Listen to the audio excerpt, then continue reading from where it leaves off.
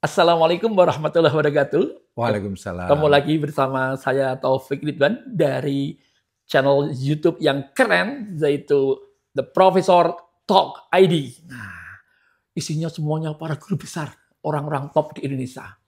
Sehingga kalau dalam akademik ini profesor kalau paling tinggi, maka kita ketemu dengan para dewan guru besar dari Indonesia. Dan hari ini sangat berbahagia karena saya ketemu dengan Profesor Dr. Baikuni MA.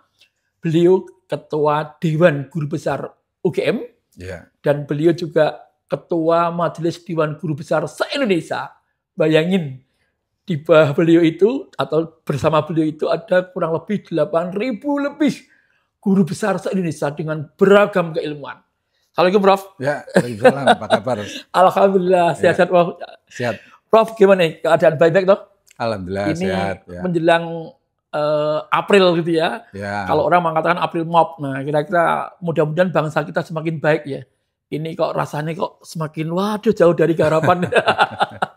Prof, ada Indonesia Gelap nih, anak muda. Yakin Indonesia Gelap, Pak? Itu teman-teman memang Agar, gitu. ya? Tapi tugas guru besar untuk membangun pencerahan. Oke. Nah, tapi fakta harus kita baca juga dengan sebaik-baiknya. Kita artinya analisis. Tidak hanya ngikut-ngikutan membaca cerah, tapi harus betul-betul berusaha gitu. Iya, harus ada upaya.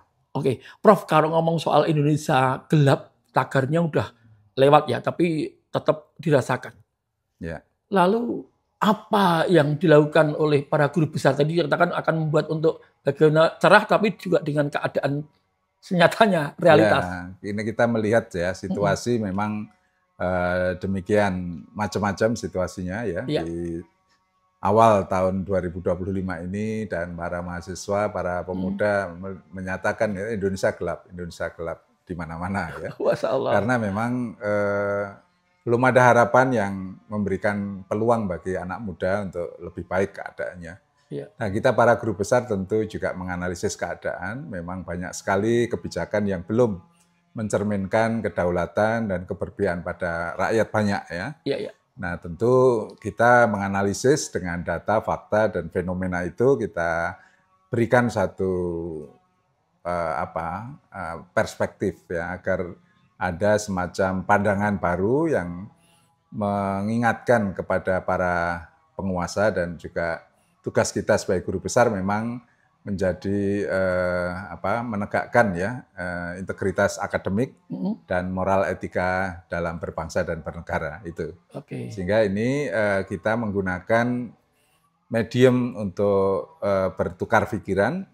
Kemarin baru saja kita melaksanakan 8 hari dari tanggal 18 sampai 25 Maret Ramadan ya, setelah peringatan Nuzul Quran dan hari-hari ngabuburit menjelang Nuzul Quran dan Lailatul Qadar. Kita bikin satu gerakan mencerahkan nurani bangsa. Para guru besar turun dan kira-kira ada 50 guru besar dan guru bangsa. Yang itu di agama saja? Diorganisir oleh Majelis Dewan Guru Besar, BTNPH. Ya. Mereka melakukan aksi mencerahkan kehidupan bangsa. Nurani. Nurani bangsa. Ya. Maksudnya apa itu, Prof? Jadi ini kumpulan para guru besar ya? Tentu kita pilih sesuai dengan kompetensi. Kita mulai dari bagaimana kita menganalisis situasi pembangunan kualitas manusia. Ini sebagai kunci untuk ini semua. Dan kedua, hari kedua kita bicara tentang bagaimana peran pendidikan tinggi, sains dan teknologi dalam mencerahkan keadaan ya. Karena gelap harus kita berjuang untuk ada perubahan-perubahan ya. Iya. Prof, ngomong-ngomong para guru besar. Jadi apakah para guru besar juga mengalami atau merasakan hal yang sama dengan anak-anak muda tadi itu? Bahwa secara kenyataan bahwa bangsa kita ini sedang dalam kondisi bahaya gitu ya? Ya, banyak hal kita lihat ya dari fenomena kebijakan, fenomena keadaan, dampak-dampaknya itu memperlihatkan satu gejala di mana ada pemburukan situasi yang distrust di tengah masyarakat. Oleh karena itu, tadi melalui serangkaian itu kita teruskan ya, Ya. Hari ketiga itu kita tentang bagaimana menegakkan hukum dan keadilan, ya, dan itu penting ya, Ya, ya, sebab betul. jangan sampai muncul ketidakadilan dalam kebijakan, dalam program pembangunan dan seterusnya. Nah, tentu ini memerlukan satu analisis, tidak hanya omong-omong tanpa data, tanpa fakta. Gitu. Karena tidak boleh kita hanya sekedar mengumbar sesuatu yang dangkal, tetapi kita deep thinking, deep learning, sehingga kita bisa menyampaikan dengan kejernihan berpikir itu. Iya. Kesimpulan dari pertemuan kemarin ketika Ramadan itu Iya. apa, Prof? Ini tentu kita memerlukan satu kekompakan di dalam memperbaiki keadaan di semua level, baik Ya, ya. mulai dari kalangan akademisi, masyarakat luas, dan juga adanya satu proses yang terkait dengan bagaimana pemerintah juga membuka dialog untuk ini. Dan kebetulan ada anggota DPR juga hadir, menteri juga hadir, wakil menteri juga ada, dan sejumlah tokoh masyarakat juga hadir, budayawan, seniman, Ya. dalam Zoom yang diikuti banyak orang dari berbagai kesempatan. Ya. Juga topik-topiknya sangat krusial juga, kritis ya. Kritis sekali kayaknya. Tentang kolusi, nepotisme yang Iya. menyebabkan birokrasi semakin membingungkan, dan juga korupsi yang merajalela di mana-mana. Lalu masalah-masalah terkait dengan dekadensi atau degradasi politik kita, masalah terkait dengan oligarki yang menguasai sistem-sistem di pemerintahan, dan juga adanya pejabat yang bonek dan boneka ini. Bonek dan boneka. Ya, ada satu statement yang keras di saat tahun 2022 itu Pak Mahfud MD mengatakan 2020 ya, atau itu 92% banyak pejabat daerah dicukongi oleh kekuatan tertentu, kekuatan bisnis yang melampaui batas-batas kewajaran, sehingga setelah jadi dia kemudian jadi bonekanya, kira-kira gitu kasarannya. Tapi memang itu menggejala kan. Betul. Sekarang partai politik pun juga lebih mementingkan pada elitnya daripada suara rakyat. Tentu suara rakyat ini yang mestinya kita kembalikan, bahwa kedaulatan ini sesungguhnya ada di tangan rakyat. Bukan partai, hanya sarana untuk menyuarakan ya. Tapi jangan sampai kemudian partai hanya dipakai untuk kelompok tertentu, elit dan penguasa, pengusaha gitu ya. Dan bahkan kemarin yang Pak Laude Sarif itu mengatakan bahwa ini ada sesuatu yang harus kita tegakkan, karena ada pengusaha dan penguasa itu blend menjadi satu. Dulu ingat ada apa namanya, saudagar sekaligus sah bandar gitu. Jadi bagaimana dia menegakkan ya keadilan atas sistem-sistem yang ada. Kerancuan ini sedang terjadi, dan kita mengingatkan ini. Jangan sampai itu terus-menerus pemerintah sesuai janjinya bahwa memisahkan antara pemain sekaligus penentu kebijakan, ini tidak sehat. Ya. Jadi kalau sudah guru besar ngendiko agak keras dan kritis, itu berarti pastilah tadi deep learning-nya jadi dipelajari betul, bukan sekedar omong-omong tadi ya. Prof, lalu apa yang harus dilakukan pemerintah kita ya? Diingetin berkali-kali oleh guru besar sekalipun kadang-kadang tidak memperhatikan ini. Apa gerakan apa yang harus dilakukan?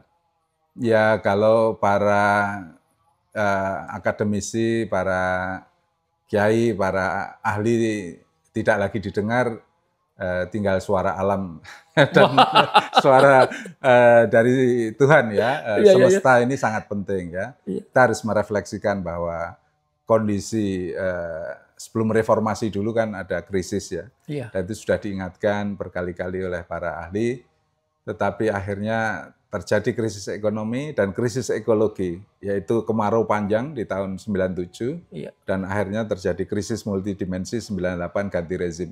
Jangan sampai ini terjadi lagi, berdarah-darah Indonesia. Lebih baik ada kesadaran dari penguasa untuk berusaha sebaik-baiknya mendengarkan suara jernih kaum akademisi dan juga suara rakyat banyak, bagaimana mereka didengar kedaulatan rakyatnya itu sejatinya ada di tangan rakyat. Oh, ya. Ya. Jadi sekali lagi pemerintah mestinya dengar tuh. Mestinya dengar. Prof, kalau jadi tadi dikatakan ya, kemarin juga Presiden barusan manggil para rektor swasta maupun negeri. Ya. Tapi ada yang mengatakan itu hanya untuk pencitraan saja. Karena di sana tidak ada dialog yang itu menjadi ciri khasnya akademisi. Ya. Gimana ini, Prof? Nah, tentu ini sebuah political will dari Presiden Prabowo untuk bisa bertemu dengan perguruan tinggi, dalam ini diwakili oleh rektor, it's fine ya. Tapi mestinya kemudian ditindaklanjuti secara terstruktur oleh jajaran-jajarannya ya. Iya. Untuk mendengar secara deep dive discussion, deep dive thinking, untuk betul-betul menganalisis dengan situasinya itu supaya menjernihkan kebijakan-kebijakan yang selama ini membagongkan dan membingungkan. Ya. Kebijakannya membagongkan dan membingungkan. Ya. Ini yang ketiga sekali lagi ketua majelis. Saya mendapatkan dari masukan dari banyak. Artinya kan banyak orang juga mengatakan begitu ya, Prof. Ya. Oke, Prof. Sekarang yang paling kecil apa sebelum Indonesia jatuh misalnya nih ya? Kan ciri-cirinya atau tanda tanyanya udah mendekati seperti tahun 97, 96, 97, 98 ya. Apa? Tadi dikatakan bahwa perlu mendengarkan nasihat-nasihat para akademisi. Kalau keluarga-keluarga anak-anak muda itu bagaimana berperan jangan sampai itu terjadi lagi, Prof? Ya, ini tentu kita mencegah terjadinya kerusakan yang masif ya. Terstruktur dan banyak sekali. Karena itu akan berpengaruh pada kesejahteraan rakyat. Dan alangkah baiknya kita bisa bertemu dan memperbaiki keadaan ini, building trust, membangun kembali rasa percaya antar satu sama lain komponen bangsa itu. Memang tugas Majelis Dewan Guru Besar dan para guru besar adalah membangun persatuan dan kesatuan melalui ilmu pengetahuan dan melalui riset dan upaya kita mengedukasi dan menyiapkan generasi ke depan lebih baik. Dan tentu ini harus juga kita lihat perkembangan ke depan supaya adik-adik generasi muda memiliki peluang untuk menjadi manusia yang kreatif dan juga berani untuk menyatakan pendapat dan memperbaiki keadaan dengan sesungguhnya itu. Iya. Maka ya kalau ada pejabat dievaluasi, kalau ada dikoreksi, dan kalau ada kesalahan yang fatal ya tentu bisa digantilah gitu. Harus begitu ya. Ini masukan dari berbagai komponen bangsa yang sering ketemu dan diskusi. Jangan ragu-ragu Bapak Presiden untuk bisa mengganti ataupun melukir jabat-jabatnya yang kurang perform, dan banyak sekali generasi muda yang lebih baik dan berani mengambil keputusan yang bersama rakyat kita membangun kedaulatan itu. Ya. Jadi menarik itu, Prof. Jadi sepertinya pemerintah kita kan tersandera oleh oligarki ya. Mau ganti itu koyone iki maksud saya di situ oligarki itu masuk partai ya, yang jauh tersandera oleh partai. Jadi ketika mau ganti, wah jangan itu dari partai gue. Kan gitu yang keadaan selama ini. Nah, inilah perlu penjernihan ya, berpikir jernih ya, berhati lapang dan berpikiran terbuka untuk bahwa memang sesuatu kalau memang tidak perform ya bisa dilakukan satu simulasi dan pergantian. Karena akan lebih baik kita menempatkan orang-orang yang bisa membawa kepercayaan rakyat gitu, dan sekaligus merumuskan kebijakan yang memang betul-betul memiliki argumentasi akademik yang cukup mapan dan betul-betul on the track pada kedaulatan rakyat. Sekali lagi beberapa kali saya menyuarakan kedaulatan rakyat karena kita miris dan miskin pada kedaulatan ini gitu ya. Oke. Miskin pada kedaulatan rakyatnya tidak berdaulat atau dirampas kedaulatannya gitu ya, Masya Allah. Ya, Iya. Ya termasuk Prof ya, nyun sewu. Para pengambil kebijaksanaan atau misalnya kayak DPR ya, kan membuat undang-undang tergesa-gesa kesannya dan tidak melibatkan partisipasi masyarakat. Artinya kan mereka merampas kedaulatan rakyat kan gitu. Ini memang perlu dikoreksi ya, keadaan seperti itu memang ada prosedur dan ketentuan, tapi juga ada nalar naluri nurani yang harus ditegakkan, yaitu proses-proses yang aspirasi, partisipasi, kemudian rakyat berdaulat itu sungguh-sungguh tercermin dalam proses gitu ya. Dan ini DPR, Dewan Perwakilan Rakyat adalah perwakilan ya, sehingga memang harus mewakili kehendak rakyat. Jangan sampai kemudian nyelonong sendiri tanpa mempedulikan itu. Sehingga kasus Undang-Undang TNI kemarin, RUU ini dibahas di tempat yang mestinya cukup di kantor atau di DPRD, tapi di hotel mewah, dan kemudian juga prosesnya tertutup dan kurang transparan. Dan kemudian secara cepat sekali, dan ini menjadikan pertanyaan bagi masyarakat, dan sejumlah penolakan ini kan kemarin terjadi di mana-mana ya, sangat disayangkan terjadi kekerasan. Mestinya bisa rakyat diajak berdialog, berdiskusi, meskipun panjang, tapi ini adalah proses ya untuk membangun kepercayaan. Apa artinya undang-undang kalau tidak dibangun di atas kepercayaan rakyat? Karena toh akhirnya pelaksanaannya sangat tergantung pada undang-undang itu, sosialisasinya dan kepercayaan bahwa dengan undang-undang maka keadilan akan terjadi, perbaikan keadaan akan bisa dilakukan. Itu. Oke, Prof, sebagai guru besar yang membawai 8.000 lebih, atau bukan membawai ya, membersamai 8.000 lebih guru besar se-Indonesia. Bagaimana melihat RUU TNI yang juga masih jadi penolakan sampai saat ini?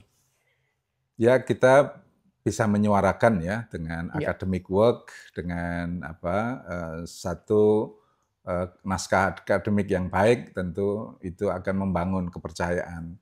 Nah, kepercayaan yang rakyat yang baik itu akan memberi harapan ya, daripada sesuatu tidak jelas ataupun terlalu cepat, prematur dan lain sebagainya itu. Tentu maksud yang baik harus juga dilakukan dengan prosedur dan proses yang baik pula, supaya nanti hasilnya bisa lebih baik lagi, karena itu ada semacam logika yang semua itu kalau proses diikuti dan juga prosedurnya dilewati dengan niatan baik tadi akan menumbuhkan kebaikan pula. Gitu. Memang masih banyak orang curiga. Ini sebuah rekayasa membenturkan TNI dengan rakyat. Padahal sejatinya rakyat itu adalah, ya TNI itu dari rakyat ya. Iya, rakyat. Jadi ada yang mencurigai ini adalah ikhtiarnya para penjahat gitu ya, yang tidak mencintai bangsa kita, membenturkan akhirnya sewu. Sekarang demonstrasi pun juga yang nangani siapa? TNI gitu ya. Artinya beberapa demo mahasiswa dan masyarakat itu berhadapan langsung dengan TNI, tidak lagi dengan polisi. Ini kan menyedihkan juga ya, Prof ya. Ini kejadiannya seperti itu. Ya, ini memang harus ada pembelajaran, apalagi di bulan Ramadan ini harus mencari berkah. Dan apa introspeksinya. Semua bermuhasabah untuk memperbaiki keadaan, memperbaiki diri, dan tentu kita berharap ya ada kesadaran baru dari semua komponen bangsa untuk bisa hadir dan tadi membangun kepercayaan satu sama lain untuk bahwa ini merupakan satu tugas mulia bersama-sama. Tidak boleh saya kira menegasikan satu sama lain. Rakyat itu memiliki kekuatan besar, meskipun dia diam, meskipun dia sekarang kelihatan bisa dikendalikan ataupun apa, tetapi ada perasaan yang harus dibaca oleh para penguasa. Apakah perasaan mereka itu ada nampak kegelisahan atau nampak harapan yang bisa dibangun.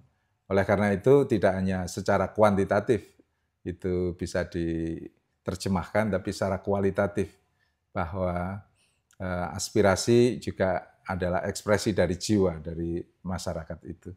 Dan sayang banyak sekali situasi ya, ada kesulitan ekonomi, banyak perusahaan tutup dan juga pengangguran karena di PHK. PHK ya Iya. di mana-mana. Ini kan harus hati-hati sekali, apalagi yang kelihatan jor-joran kemewahan itu harap dikurangi, harap disesuaikan dengan situasi keadaan, jangan sampai terjadi gap yang begitu besar. Apalah artinya pembangunan kalau ada 3 hal, kalau masih terjadi kemiskinan. Apa artinya pembangunan kalau masih terjadi kesenjangan sosial di antara masyarakat. Apalah artinya kalau pembangunan kalau masih terjadi keterbelakangan di berbagai wilayah, di berbagai komunitas itu. Maka pembangunan mestinya harus mengatasi masalah kemiskinan, mengurangi jurang pemisah kesenjangan, dan juga mengatasi masalah-masalah keterbelakangan itu. Nah, itu Ya. Amin, saya kira itu sebuah doa dari guru besar. Bagaimana pembangunan itu juga berdampak positif ya. ya Tidak cuma bangun fisiknya saja, tapi juga mentalnya, minta. kesejahteraan itu harus muncul ya Prof ya. Ya, sebelum ditutup ini ada Ya. satu program yang Oh, menarik ya. apa Prof? Ini ada Altitude ya. Apa itu Ini Prof? program guru besar untuk melatih dirinya maupun juga nanti akan melatih banyak pihak tentang academic leadership on innovative transformation for university development and empowerment. Jadi para guru besar juga berlatih untuk bagaimana kepemimpinan bisa lahir dari Indonesia untuk masa depan, dan itu dimulai dari academic leadership dan selalu membangun inovasi dan membangun trust di antara komponen bangsa, dan bagaimana universitas punya peran dan turut serta dalam memperkuat empowering the people, masyarakatnya. Okay. Nah ini kita sudah lakukan di beberapa kesempatan, baik di dalam negeri maupun di luar negeri. Di dalam negeri di Indonesia kita melihat bagaimana The Altitude kita belajar tentang sejarah Borobudur Prambanan 1000 tahun yang lalu lebih, untuk melihat bahwa karya masa silam itu pasti ada ilmu pengetahuannya, teknologinya, manajemennya, kepemimpinannya, dan seterusnya yang baik pada saat itu. Nah ini harus kita tangkap spirit itu. Dan kemarin kita sempat juga ke luar negeri, ke Singapura, untuk mempelajari negara tetangga kita ini kok kaya raya, maju, apa yang menyebabkan rahasia di sekitarnya. Ternyata banyak aset kita disimpan di sana. Atau banyak kantor-kantor perusahaan internasional beroperasi di Asia Tenggara berkantor di sana. Tapi mengambilnya resource-nya di sini. Itu. Tapi juga banyak hal yang penting, yaitu kita belajar bagaimana National University of Singapore menyiapkan pendidikan bagi warga negara maupun warga dunianya. Serta juga ada model universitas baru, yaitu SIT, Singapore Institute of Technology, di mana mereka menyiapkan ya antara pendidikan dan industri itu begitu kompak, begitu terpadu dalam sistem dan juga kawasan yang melahirkan orang bekerja dan juga berilmu dalam satu siklus yang tidak terlalu jauh dan tidak terlalu jarak panjang gitu. Dan itu model 2 perguruan tinggi ini kita pelajari, dan oh iya ini menarik juga ya, ada beberapa sekolah-sekolah yang sifatnya university research base, ada yang sifatnya adalah vocational, langsung pada penerapan ke industri. Nah tentu ini akan kita gunakan juga untuk referensi, di samping kita belajar dari negara-negara maju di Eropa, Amerika, Jepang, Cina ya. Sekarang mereka maju-maju karena pendidikan. Oleh karena itu suara pendidikan ini jadi kunci bagi masa depan Indonesia juga. Oke, Prof, ini mau dilaksanakan lagi atau enggak? Oh, ini akan terus dilaksanakan dan akan menjadi mode of leadership training di kalangan khusus para guru besar. Sementara itu karena kita harapannya adalah guru besar nanti mentransfer ke mahasiswa dan dosen-dosen muda. Dan sudah ada leadership di kalangan training di kalangan mahasiswa. dan juga dosen muda juga ada, tapi khusus ini Untuk untuk guru para besar ya. guru besar itu. Oke Prof, terima kasih Ya. banget. Ini saya bersama dengan Profesor Dr. Baikuni MA, Ketua Dewan Guru Besar UGM, sekaligus Ketua Majelis Dewan Guru Besar seluruh Indonesia. Yakin mudah-mudahan pasti memiliki dampak. Dan pada siapapun yang mengikutinya, terima kasih sekali. Ketemu lagi pada kesempatan yang lain. Matur suwun, Prof. Ya, mudah-mudahan lebih baik Amin. keadaannya Amin, amin, amin, amin. dari gelap ke menuju terang. Amin. Silakan. Assalamualaikum warahmatullahi wabarakatuh. Waalaikumsalam.